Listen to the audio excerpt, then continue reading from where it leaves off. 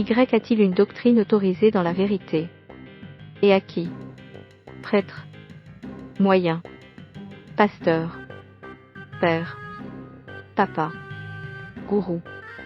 Alors, y a-t-il une autorité supérieure à celle du Fils de Dieu lui-même? Et finalement, il leur a envoyé son Fils, disant, « Ils auront du respect pour mon Fils. » Matthieu 21h37. Il n'y a pas de religion dans l'univers.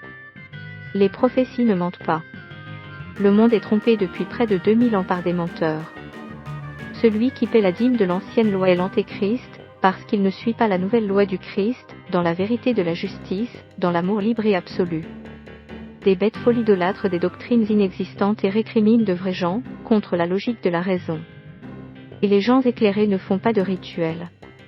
Le sort des bêtes couchées est de rester sans évolution. Ils sont piégés en enfer avec les démons arriérés. N'existe pas réincarnation. Ne marche pas en arrière dans la justice de l'évolution de la conscience dans l'espèce. Homo sapiens est toujours l'être supérieur au-dessus des animaux et du néandertalien éteint.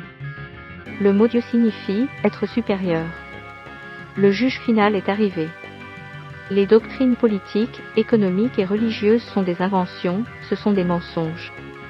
Mais, l'être supérieur de Christ tout voit.